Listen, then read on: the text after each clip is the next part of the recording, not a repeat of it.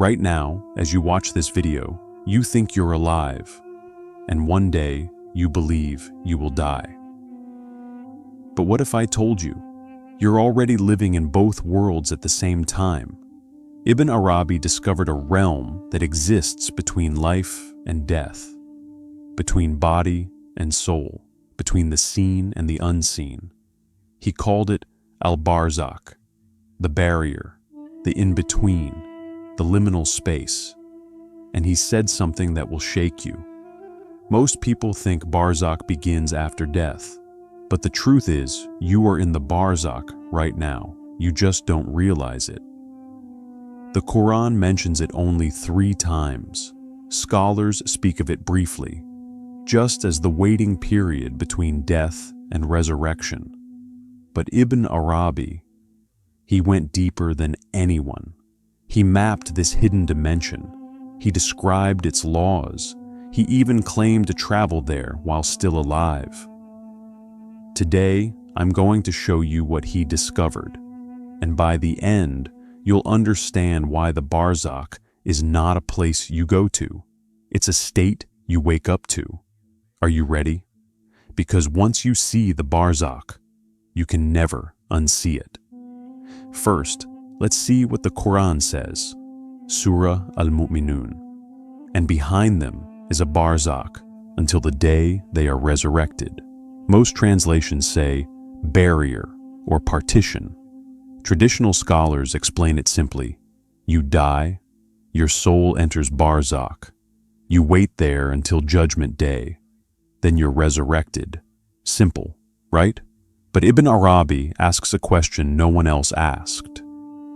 If Barzakh is just a waiting room after death, why does the Quran use the same word to describe something else?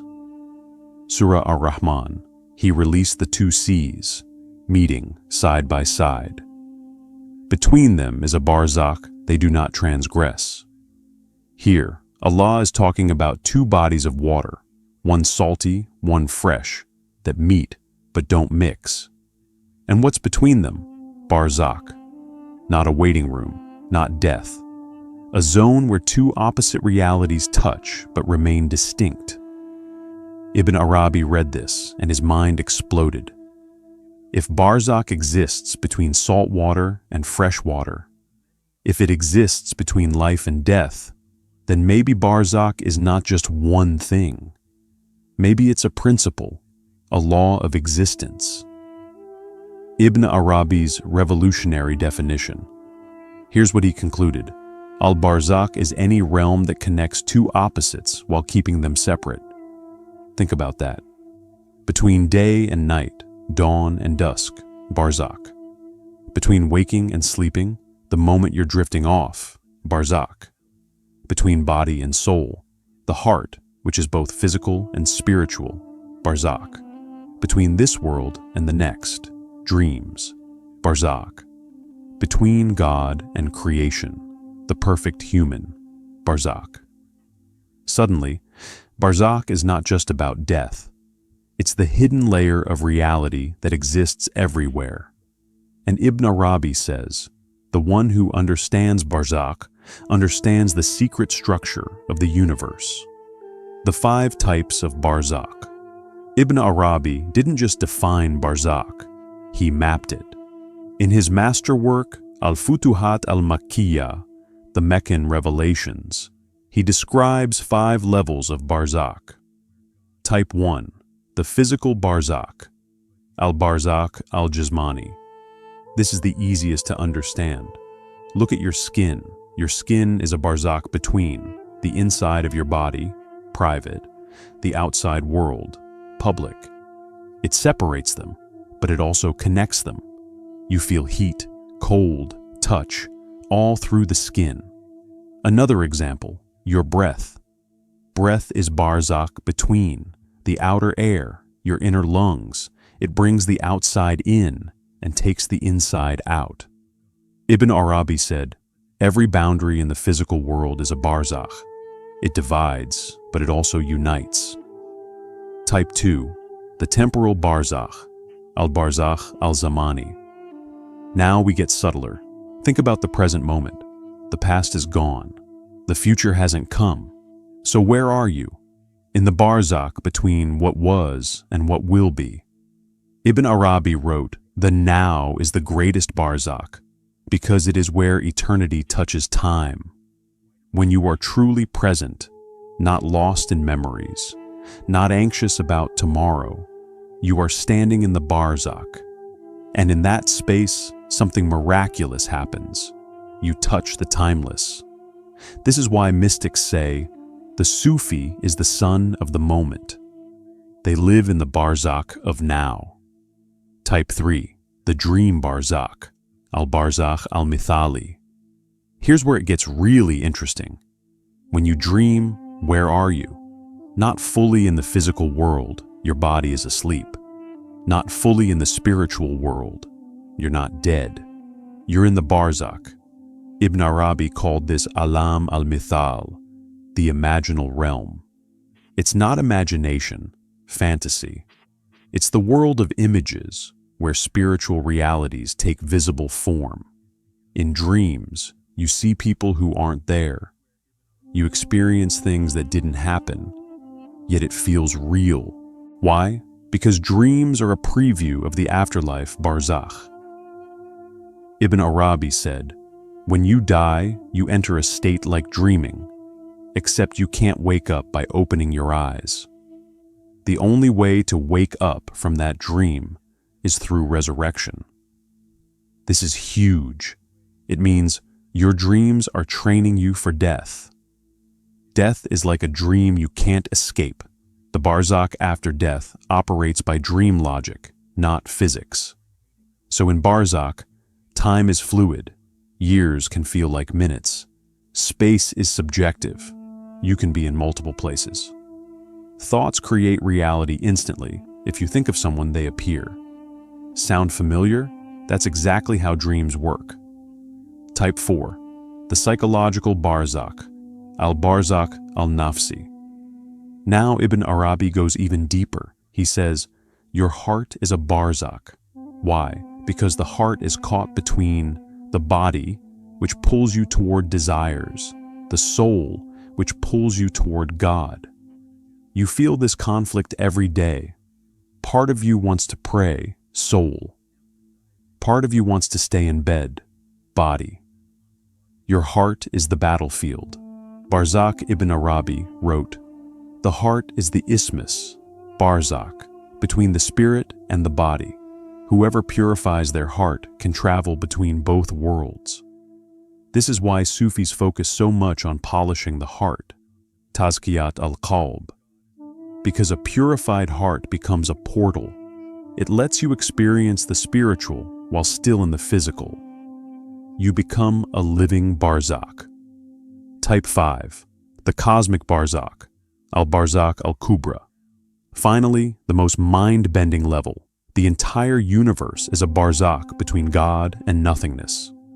Think about it. God is al-Wujud al-Mutlaq, absolute existence. Before creation, there was only Him. Then He said, kun, be, and the universe came into being. But here's the paradox. The universe is not God. That would be shirk. Yet the universe has no existence independent of God. Everything depends on Him. So what is the universe? A Barzakh. It's not God. It's not nothing. It's the veil between God and void. Ibn Arabi said, creation is the Barzakh where God becomes knowable without ceasing to be hidden. Let that sink in. You exist in the space between absolute being and absolute nothingness. You are the thin edge where light meets darkness. Barzakh after death, the reality. Now let's talk about what everyone really wants to know. What happens in the Barzakh after you die? Traditional teaching says, you die. Angels question you in the grave, Munkar and Nakir. Your grave either expands into a garden or squeezes you. You wait until Judgment Day. That's all true, but Ibn Arabi adds the mechanics behind it. When you die, your soul doesn't leave your body. and fly away.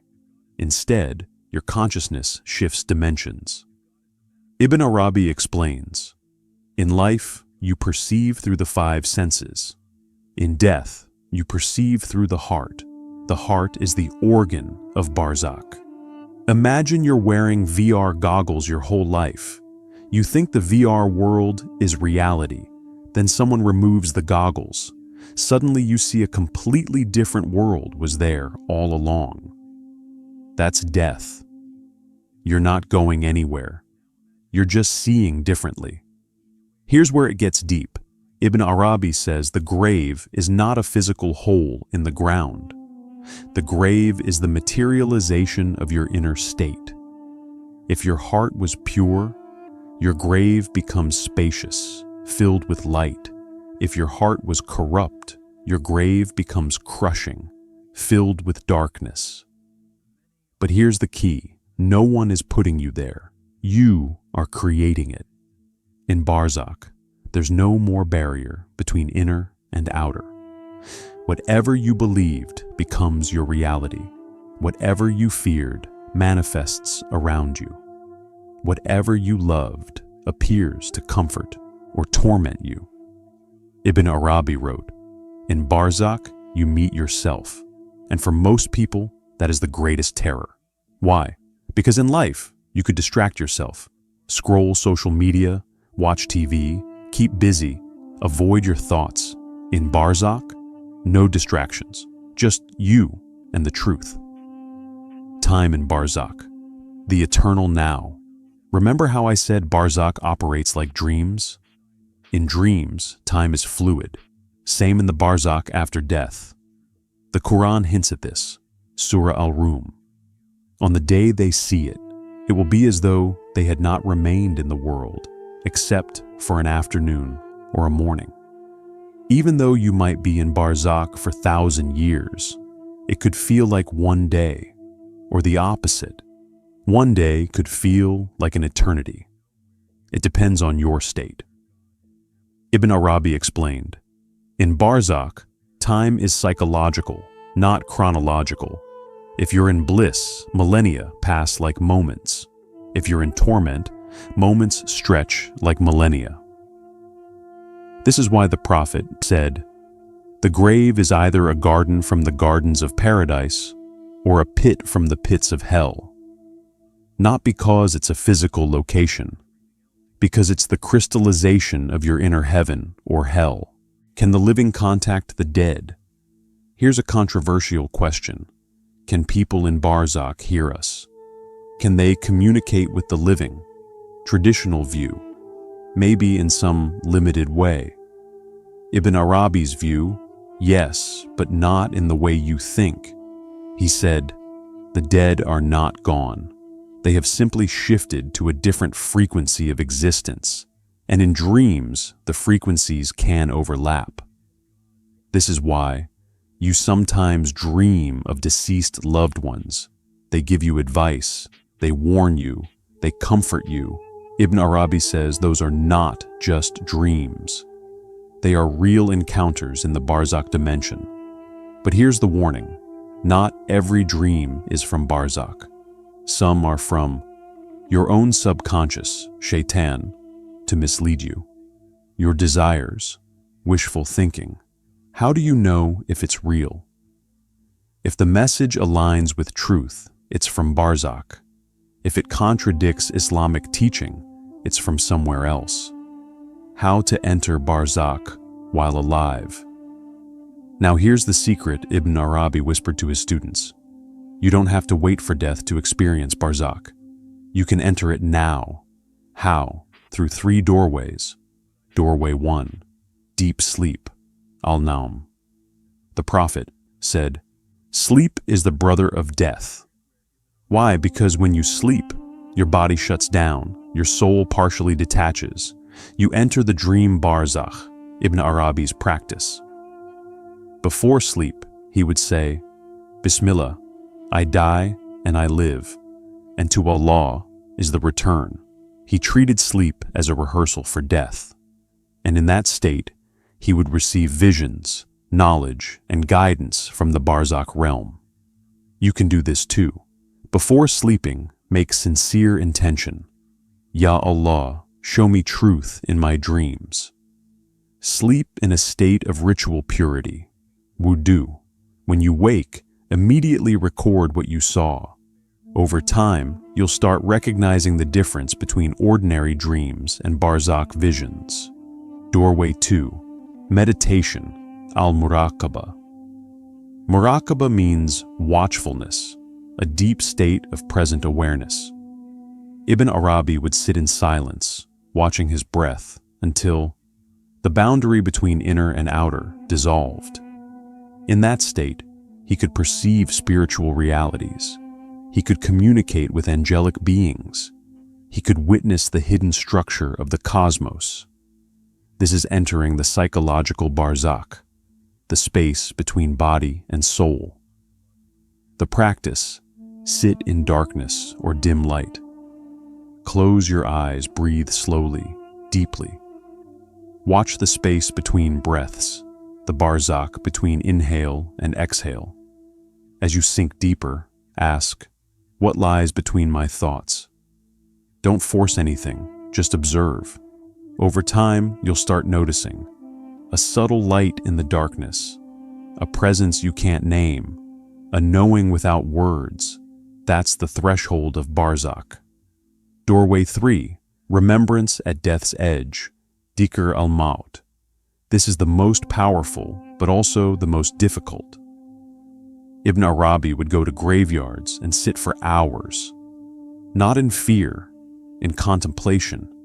He would imagine his own death, his body being washed, his body being wrapped, his body being lowered into the earth. And he would ask, if I died right now, what would I meet? The Prophet said, remember often the destroyer of pleasures, meaning death. Why? Because remembering death cuts attachment to dunya, sharpens focus on what matters, opens the door to the Barzakh before you physically die. Ibn Arabi's practice. Once a week, he would fast from sunrise to sunset, sit in solitude, recite Inna lillahi wa inna ilayhi raji'un. We belong to Allah and to Him we return 100 times. Visualize his own death. Ask, what will I see when the veil lifts? And he said, by doing this regularly, I began to live with one foot in this world and one foot in Barzakh, and I was no longer afraid. The deepest secret of Barzakh. Now I'm going to share something Ibn Arabi only revealed to his inner circle. Something so profound that when you truly grasp it, your entire relationship with reality shifts. Ready? You are already dead. Ibn Arabi said, you think you are alive and will die, but the truth is, you are already dead, and what you call life is actually the Barzakh. Let me explain. Before you were born, where were you? In the realm of souls, Alam al-Arwah. The Quran says Allah took a covenant from all souls before creation, Surah Al-A'raf. And when your Lord took from the children of Adam, from their loins, their descendants, and made them testify of themselves, saying to them, am I not your Lord? They said, yes, we have testified. You were alive in that realm, fully conscious, witnessing Allah directly. Then you were sent to this world. The moment you entered this physical body, you forgot your origin, you forgot your covenant, you forgot who you really are. Ibn Arabi says, birth is a kind of death. You died to the world of souls and were born into the world of bodies. And this world, this is your Barzakh. You are no longer purely soul. You have a body, not yet returned to Allah. You're still in dunya. You are suspended between two realms. And physical death, that's not the end. That's the next Barzakh. Then resurrection, another Barzakh. Even paradise and hell, Barzakh. Because the only thing that is not Barzakh is Allah Himself. Everything else, every realm, every state, every dimension, is a veil between you and Him. So why did Allah create all these layers? Ibn Arabi answers, because Allah wanted to be known. And to be known, He needed mirrors. The more mirrors, the more reflections. The more reflections, the more ways He knows Himself. You are one of those mirrors, but a dusty mirror doesn't reflect clearly. So Allah sends you through multiple Barzaks. The womb, first Barzakh, preparing you for life. This world, second Barzakh, testing you. The grave, third Barzakh, showing you truth. Resurrection, fourth Barzakh, judgment. Finally, you reach Al-Liqa, the meeting with Allah. And there, the veils dissolve, the mirrors shatter, and all that remains is Him. So what do you do with this knowledge? Ibn Arabi's final teaching, become a conscious Barzakh. What does that mean? It means 1. Live between worlds. Don't be fully consumed by this world, too attached to dunya. Don't be so detached that you neglect your responsibilities, too lost in spirituality. Walk the middle path.